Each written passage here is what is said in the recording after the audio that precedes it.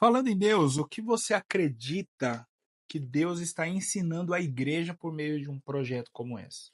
E que O que Deus quer comunicar? a palavra de Deus, ela continua sendo a sua principal fonte de revelação. Nós, como pentecostais, né, nós somos muitas vezes levados a um nível de relacionamento com Deus, muito da experiência do culto, na questão das emoções, né, no culto ali, às vezes aquele ambiente tão bem preparado, né, que é ótimo, né, um ambiente preparado, né, e a gente fica nesse nível raso, Uhum. quando ali é apenas o ápice de uma semana que eu deveria ter preparado. Então eu acho que Deus ele quer se revelar como ele é, né? E Uau. não como eu quero que ele se revele, não como o pastor vai me revelar, né? Por mais que o pastor se esforce, né? Uhum. Mas Deus ele deseja ter um relacionamento íntimo e pessoal com cada crente através das escrituras, assim como deseja através da oração. Quando eu leio a Bíblia, Deus fala comigo. Quando eu oro, eu falo com Deus. Então, às vezes a gente está reclamando tanto de uma vida rasa, de uma vida xoxa, de uma espiritualidade morna, mas a gente não faz o básico. Uhum. A gente não. Você leu a Bíblia? Não. Você orou? Não. Até a experiência que você me perguntou aquela hora, eu vou falar agora é que eu passei um ano de 2024 muito difícil, né? Só eu não, né? Pelo que eu vi, é geral, porque o que eu vi de resuminho de ano de 2024 difícil, Triste. especialmente para a igreja, tinha sido também um ano difícil, porque foi um ano em que muitas igrejas foram emancipadas e tal. Uhum. E aconteceram muitas coisas, eu estava muito triste por algumas situações e a minha alma estava triste. Eu estava triste, ponto. Porque a gente passa por isso. E a gente é ser humano e caído, pecador, pobre, miserável, precisa da graça de Deus todo dia. Eu estava num nível de tristeza tão grande que estava mexendo mesmo com o meu dia a dia, né? E eu percebi que aquilo não é normal e eu não queria mais conviver com aquela tristeza. E aí chegou o ponto de eu falar com o Samuel que eu ia procurar ajuda psicológica, porque realmente eu estava num ponto que eu precisaria de alguém para talvez me ouvir, me orientar. E nesse momento que eu fiz isso, eu cheguei a pegar os contatos, mas eu pensei assim, vou fazer o seguinte, vou fazer um detox,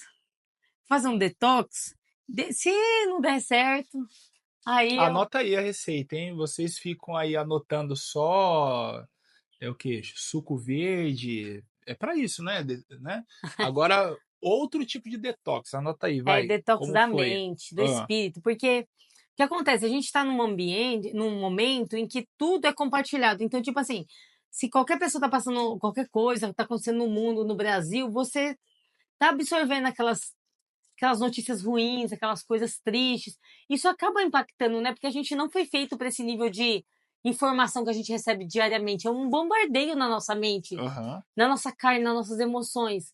E aí, o que eu fiz? Eu falei assim, ó, meninos, né, até pedi ajuda dos meus amigos, me ausentei de do Instagram, e eu cuido, né, dessa parte do Instagram, então eu acabo ficando muito tempo por conta de gestão, me afastei do WhatsApp, de responder qualquer pessoa, e passei a não assistir nada, nem pregação, nem nada, só louvor e Bíblia. Olha aí. Fiquei no louvor e na Bíblia por 8 dias sem falar com ninguém. E eu não queria nada. Netflix, nada, nada, nada. Nenhuma distração. Nem um rios, nada. Só Bíblia e louvor. E eu fiquei nessa por 8 dias. Em 8 dias eu li metade da Bíblia.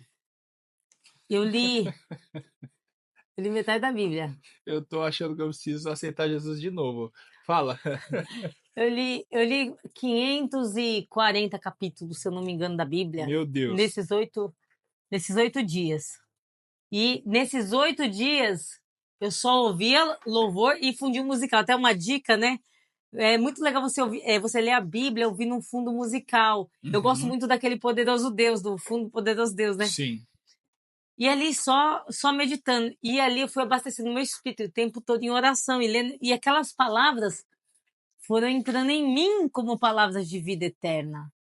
E enquanto aquilo acontecia, houve uma transformação na minha mente, no meu coração. Deus limpou o meu coração de toda tristeza, de toda amargura, de coisas que eu não consegui de forma alguma fazer, por mais que eu estivesse lendo a Bíblia. Mas o que acontece? Você dedica a Deus ali meia hora do seu dia. O resto do dia você se interte com distrações, com coisas que só vão te deixando mais ligadas à terra, né? Naqueles dias eu realmente fiquei conectada com o céu.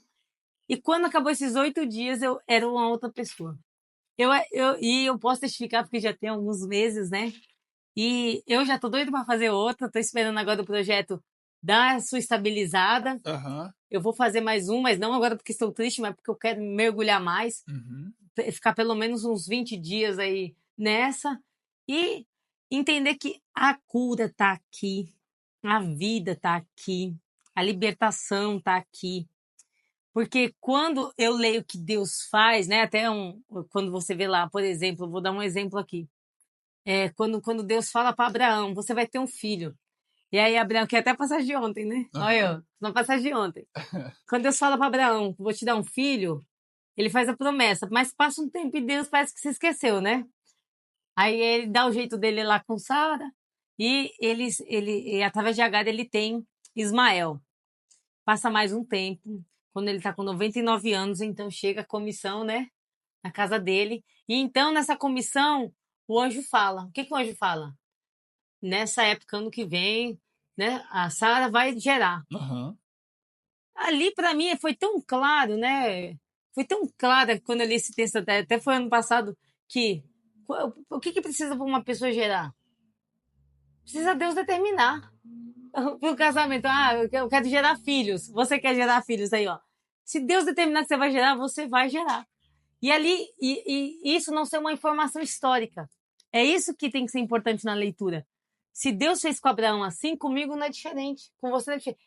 Se Deus determinar que vai acontecer e ninguém pode impedir. Depende só dele. Depende dele.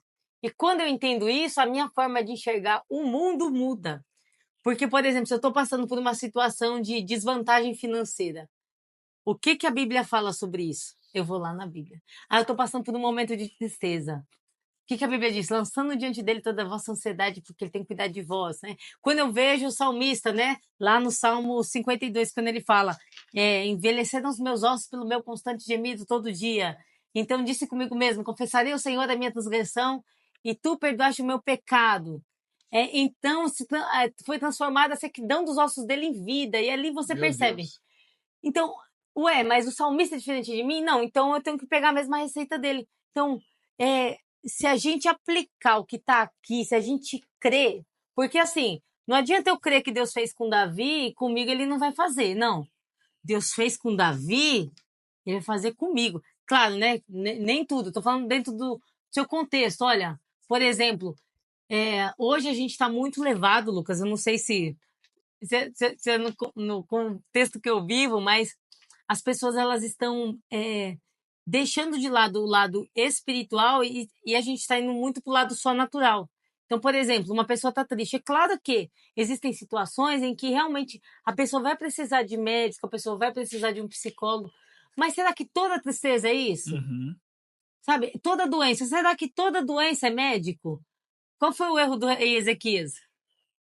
Que ele Não buscar o Senhor. não buscou o Senhor. E teve situações que Jesus levaram pessoas para que Jesus curasse. No caso de um rapaz que era mudo. E aí Jesus expulsou o demônio que estava Sou sobre demônio. ele e ele voltou a falar. E você tem coragem de falar hoje para uma pessoa que está doente que talvez seja demônio?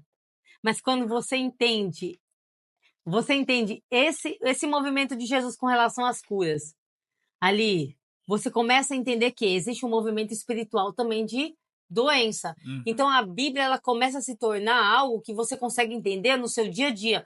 Não, isso aqui não está dando certo. Não, vamos orar então, vamos resolver isso aqui debaixo de oração, porque se for demônio, tem que sair.